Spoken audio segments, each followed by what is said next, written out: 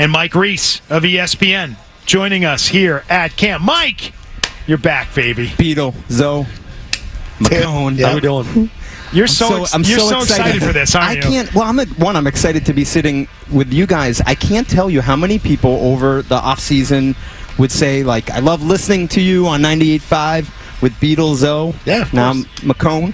Yep. And, like, just to be with you guys, it's energy, it's uplifting. And, look, I'm not going to lie to you. This is different, right, from the Brady years. But it's still, to me, like, if you're around the fans that are here, there's a excitement among them and to watch football. Yeah, and I've had what, freaking 10, 11 camps that I went to and as a player. Everyone's different. And I've been there when it's really bad. You get excited when you come as a young guy and you're drafted and this is all new to you. There's a lot of new guys meeting. A big draft for Elliott Wolf. We'll see how this shakes out. Hopefully you got 2 receivers and 2 linemen out of it. Yeah.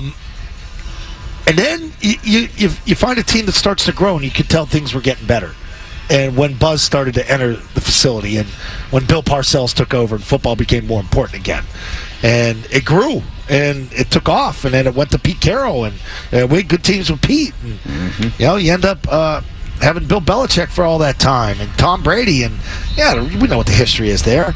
But it does signify the beginning of it's a reset of the year. It's like Christmas morning from yesterday. And Beetle, I mean, yesterday, the practice is a little lighter, right? They only went 90 minutes, but that one play when Drake May in 7-on-7 drills, throws a deep ball down the right side, and Jalen Reagor reaches out and makes a great one-handed catch, and you hear the audible cheer from the crowd.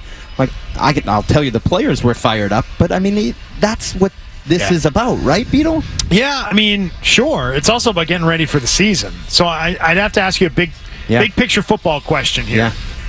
If you're Gerod Mayo, what do you want to achieve in this camp? I know it's a pretty broad question, but what do you think's like top of his list of what he's got to get out of this training camp? Don't you think? So to me, the analogy, Beetle, is like this is a house and you're building it, and so what do you start with? The foundation, right? And so I think it's establishing his way of doing things.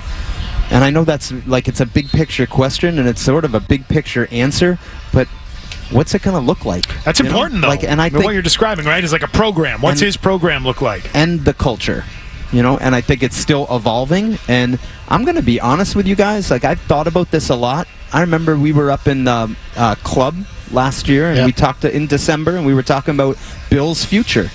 And we talked about would he even be back this year? And I think we trended toward the idea of, like let's bring him back, right? And it did not happen. Didn't happen. And so we're accountable. We're accountable for what we said. You were not saying bring him back. We are accountable.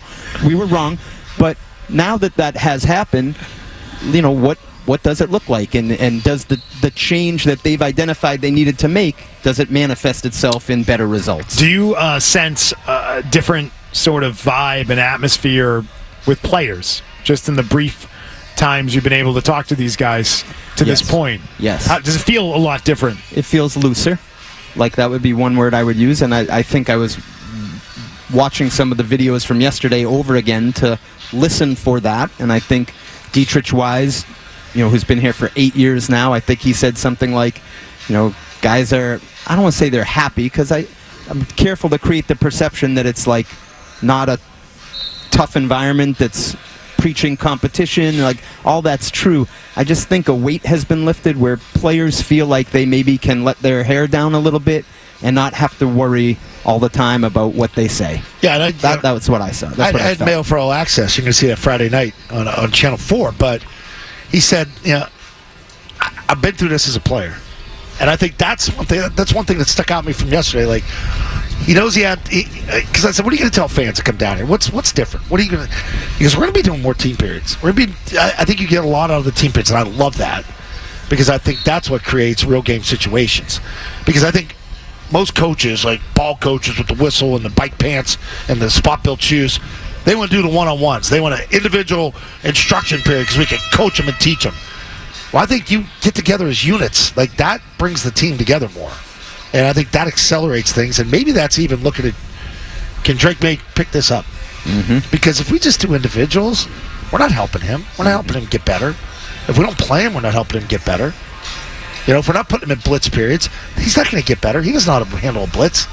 They've got to accelerate that process. So the more and more team periods they do, and I think they're adding 15 minutes today. Yep. They're adding another 15 tomorrow. Yep.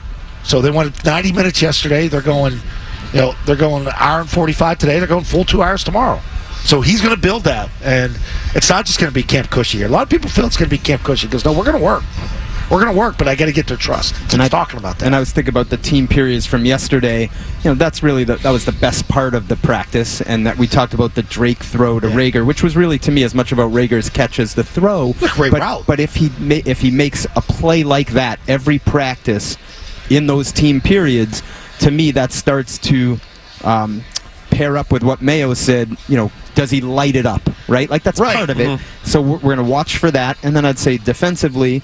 I thought Jonathan Jones was a player of the day yesterday. He got his hand in on a Jacoby Brissett pass. It was I would think Jacoby would say that was a bad decision that he made to try to sort of roll out to his right, throw across his body. Terrible. Jones gets his hand in there, pops up, Duggar intercepts it. So when everyone wants to know about the quarterbacks, right? And so to me, those were if you're listening and you're wondering what happened yesterday, those were two plays I would highlight to say, a negative in Jacoby's category and a positive in May's category, and then now let's see what today brings. But you get the double-edged sword. Sorry, Beetle, with May and Rager. Like I watched it yesterday. Rager stood out to me. Rager was the best player on offense. Love it. But who's throwing him the ball? It's May. And now all of a sudden, because you make two lightning type plays. Now what's Thornton doing? What's he doing? What's these other receivers doing? What's KJ Osborne doing? He's going to complicate things for what people could consider, even though they don't have 4 great guys at receiver. They got a crowded receiver room. You're only keeping 5. I'm wondering what the value is in Gerod Mayo saying again this week that Jacoby Brissett is our starting quarterback. Right? He did it in the spring. He's doing it again now, but he's not committing to that for week 1. Right. Huh. It's almost like he's going halfway on this. Yep. I sort of wish there were more clarity in that situation. Like, if it's a competition, they should call it a competition. They should just say, we're going to approach this with, our veteran taking the first team reps, but this is an open competition. Everybody will get an opportunity. But he has part of me wishes he would do that. As much as I do not want, I don't want Drake May starting week 1. I don't want him starting in week 2, 3, or 4 either. But if you're going to have it be a competition, then call it that. So I think it is a competition, Beetle. And there's a part of me that feels, and I don't want to speak for Gerod, but I think he would love to see Drake May light it up, like he said, and play week 1. I think the reason he wouldn't do that, to maybe if we were to ask him, like, why wouldn't you call it a competition? Take some pressure off the kid. Like, by saying it's Jacoby and being decisive that he's the most pro-ready coming out of spring, you allow a rookie who has a lot of weight on his shoulders, right? Like, I mean, I would say the reason a lot of these fans are here, Beetle, one of the only reasons is they want to see the next quarterback, right? And that's a lot. With that comes a lot of pressure, and I think by him doing that, he might say, well, maybe I can reduce some of that, in my public messaging. Yeah, see, I think they're committed to starting Jacoby Brissett week 1, though. Regardless? I think they are. You think there's nothing that can happen? I don't think they're going to move off that spot, and I think they're committed to that. I think the only question is how soon are they willing to move off of that? It feels like they're coming off it more than No, I mean, once the season begins, though. Right. No, yeah. Like, after week 1, how soon are they willing to move off Jacoby Brissett? See, the more practices you get, Drake May looks that much better. Like like I said, you can't fool the team. But that's the problem. Because, Mike, like, you talk about pressure, and I think it's an important point. You don't want to put too much pressure on him. He's a kid. He's brand new to the league. He just got drafted. This is all new to him. The pressure of starting week 1 is so much more than the pressure of competing in a training camp. Yep. And so I think you're right. I think they are trying to keep the pressure off him, which is why I think they're committed to not playing him week 1. So you're 100-0, no chance on Drake. So not to sit on the fence, I'm going to give my numbers. I'm going to say 80-20. Like, I think it's Jacoby 80%. Like, I lean toward you, but I do give like 20% of the pie that there is a chance that if Drake does it, and I might be influenced a little bit by seeing Mac a couple years ago in that joint practice. Whereas if you have a day like that, Zoe, like, it starts to tilt and our numbers change. That's the thing. Like, you can't, like, when you start stacking days, like yesterday, it was even, and they had even reps. They both made mistakes, but Jacoby can't make the type of mistake he made yesterday with that rollout and egregious throwback. That's the Mac Jones. Oh no! Mid-season last year. Let me ask you this, because I think what you're describing is interesting. To go back to the Mac Jones, and we all remember that practice when Mac Jones lit it up. Yeah. Giants, right? Yes. Giants. Yes. Yeah. And we're like, that's it. You got to go with this kid. That was partially because Cam Newton had been so bad the year before, Jacoby, and was so bad in periods in that camp. Jacoby Brissett, to me at this stage, to compare where he is now to where Cam Newton was at the end of his career, safer, right? He's more competent at taking the easy stuff, taking what's in front of you, not throwing a ball 5 yards wide of the intended target. I mean, he's in better physical condition right now than I think Cam was with his arm and his elbow issues at the end of his career. So I think we had that fresh in our mind.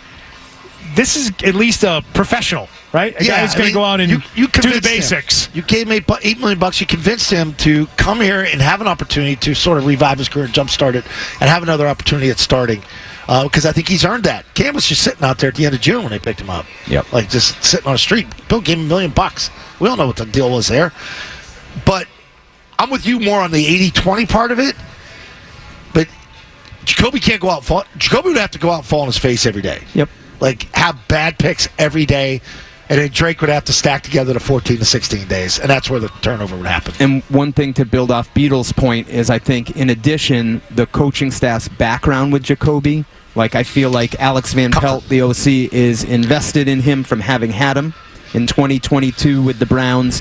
I think they would feel like it has to be decisive. That's why I'm 80-20 to Jacoby being the starter. Not 100-0, because I do leave open the possibility that if the light comes on for Drake and it happens fast and it's so obvious to the players, you owe it to the other players on the team to give yourself the best chance to win if that's Drake May. And he decisively shows that in camp. I just want everyone to listen to what he just said there, and that includes all of you down there in that media tent. Mm-hmm. All you guys down there in the media tent. Did you hear that? Judon doesn't even run his Twitter. So when you're taking vague tweets and saying that he's refuting things, don't do that next time. Don't do that, because he doesn't even run his Twitter. He told you himself in his own words. Not my deal. I don't even do the tweets. So much for the recruiting, huh? Recruiting players to come here. Not him. So it's not even him. It's some shadowy figure running the. It's a shadow account. One of these content kids. Not even him.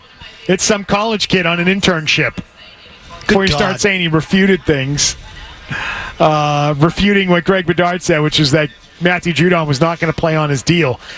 It's just from what he's saying, it sounds like Matthew Judon is going to play on his deal, based on what he said yesterday. But it remains to be seen. How do you think this ends, Mike? So how do I think it ends, Beetle? I think that he will get a sweetened contract for this year. So maybe a few extra $1 million or a few extra $1 million. A chance to earn a few extra $1 million in incentives to get his number up to a more, I call it, appropriate level for a player of his caliber.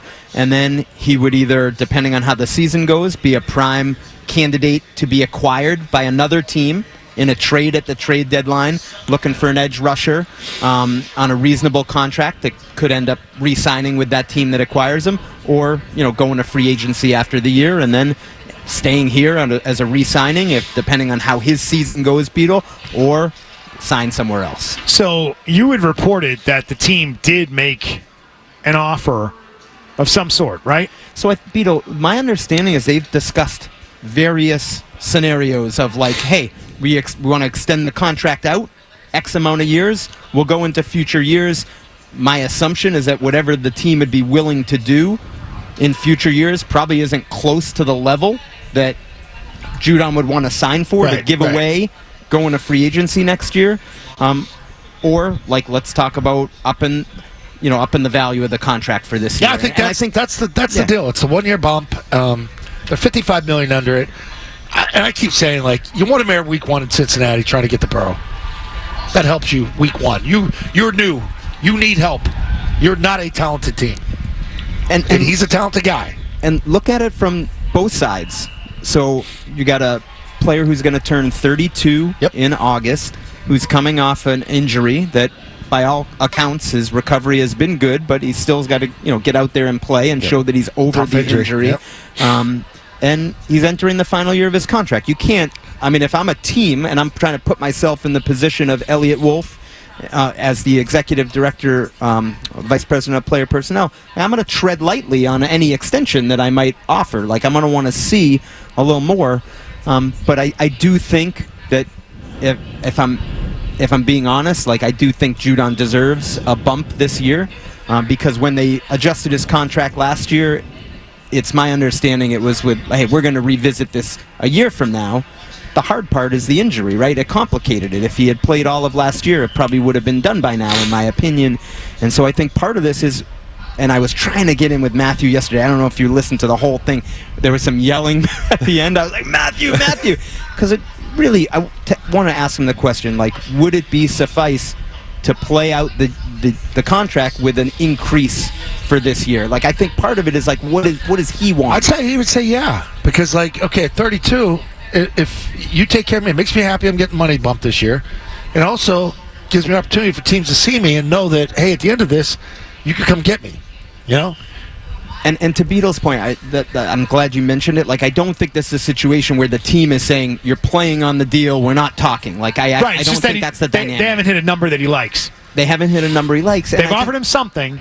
It's not to his liking, and so he's told them no, because at this point, if it's in his mind a low number, he could say to himself, well, I'm going to go out and dominate camp, and you're going to see how good I look, and you're going to rethink it, or, you're going to have injuries, and you're going to need me even more than you need me right now. Right. And there are just things that could happen that could make him be in a position where the team says, well, we got to give in and give him what he's looking for and give him a bigger bump, right? So, like, for him to sign it right now may not make a ton of sense, and he may end up with a bigger number that they're offering a month from now, right? Devon Godshall not at practice today. Is that a different situation than the Judon thing right now? If he's not out there, so I haven't seen anything yet. It sounds like some reporters are saying they don't see him. That could be different, like, unless he had an injury yesterday, which would be unlikely for that position in a non-padded practice. So we'll keep an eye on Godshall's situation. Just going back to the Judon thing and the timing, well, first full pads practice is going to be Monday. So I think the injury risk for players actually starts to get higher on Monday. Like, Beetle, that'll be interesting. Like, Judon's out there practicing. He's playing the good, like the respectful contract impasse. Yeah. Sure. Yeah. But does that change if nothing has changed on Monday It's a good when the question. pads come on? So that's just another dynamic to think about. Rams starting cornerback towards ACL yesterday. Like, that's day one. You're out there, just plant, boom, thing goes. And one other Freak point. things happen. And I'm curious how you guys feel about this. And part of the reason if I'm the team, I'm giving Judon a bump this year is one, you got the cap space and the cash has been free flowing, but that's beside the point. Like, he's one of the reasons I do think people are coming. Yes. He comes out, big cheer, throws the football with fans. Like, that means something to me, Beetle. My sense is you might be like, pay him for that. But I don't know. Like, to me, he brings an energy, and he's one of the few players on the team that you say, hey, they got Judon. Who else do they have? Anybody that's down there right now in the stands or on that hillside, Judon's in your top 3 of people you want to see today. What do you think, Beetle? Does that do anything for you? I mean, that's not why I would pay him. I would pay him if they choose to do it because they have the money. They can spend the money. It's not going to hurt them in any way. And, they'll have a guy who's a good player, right? I mean, that's why I would do it. He's a good player. Yeah. I think that Elliot Wolf is probably very careful with this situation because he could be setting a precedent that he doesn't want to set, which is you get not a bump, but an advance in your pay 1 year. Yep. You get hurt 3.5 games in. You're only playing 4 games all year. You hadn't performed down the stretch in the previous 2 years, and now you come back the next year and you want more money and you haven't played, and we just give it to you because we need someone for the fans to be happy about, or we need someone who's a good player so desperately. Like, I think there's some consideration he's going to have to give that. He can't just throw a bag of money at Matthew Judon right now. But I think you got to make him happy. You either got to make him happy by giving him money. Okay. All right? Because I don't think they want to go into the year with he's their best player defensively. And if you have your best player on either side of the ball unhappy with his contract and it's lingering, I think it's a bad situation for everybody involved. You don't want that being an issue in your locker room and a guy spending more time thinking about that, talking about that, just being sort of down because of it. It's not something any team wants. Not for a guy who's, again, their best player on that side of the ball going into the year. The precedent is a good point, right? Because as Matthew Judon said yesterday, there is sort of that scoreboard, that players watch. You see all these other players. I counted it up. They had 10 players that they either re-signed from last year or extended their contract, that he said it's hard to not feel a little jealous, and envious of it. I think, Beetle, the pushback I would have if Elliot Wolf had said that and said, look, I got to be careful, I'd say, well, this is a player that was a four-time Pro Bowler prior to the injury, 66.5 career sacks. If there's a player to do this for, it's Matthew Judon. 32 coming off an injury. There were no players paid. There were 32 coming off an injury this offseason. That would be my response to him on that point. Yep. Matthew, you're not in the position those guys are in. Yep. You're not in this team's plans for the next 3 to 4 years. All those guys that they signed are. You're not. Yep. And I think that's just being honest about the situation. And the same would be true for Godshaw, who, again, not on the field today. Notable because he's in the similar situation of wanting to get a bump. Wanting to get a little bit of a bump. All right, Mike. Appreciate your time here today. Looking forward. What are you looking for out there today? What are we looking at? What do you want to see? I'm Drake May. Obviously, I'm trying not to get too deep in the weeds, right? Yeah. Let's not ignore the obvious storyline. Period 6 special teams period. not as much on the special teams though. What do you got in a kicker? Offensive line would be the other. Because I do think that's going to be a big story. I know it's not the most exciting to talk about, but that'll be my I was shocked how thin, but it is the story of this camp. Yeah. Oh, good. I'm glad you feel that way. That's the biggest question. Yeah. Do they have a line that is? I mean, you got Calvin Anderson and the core four out there. Yeah. Week 1 starters right now. And the core four's legs are very thin. I thought they were thick. Nope. Wow. I like my tackle big. Yeah, big Zolak's nice big ass on those tackles. Big ass, nice big face. Legs. That's what he's looking for. Reach. Yep. Mike, thanks again. Looking forward to another season with you on the show. So great to see you. I love seeing Mike Reiss for the first time in a while. Just that big bear hug. Appreciate you. That's the best. All right, Mike. Have a great day. See you guys. Hey, if you like that clip, check out more videos from Zolak and Bertrand right here. For more Patriots analysis and opinion, hit this playlist. And for all the latest from the Sports Hub, download the app at 985thesportshub.com.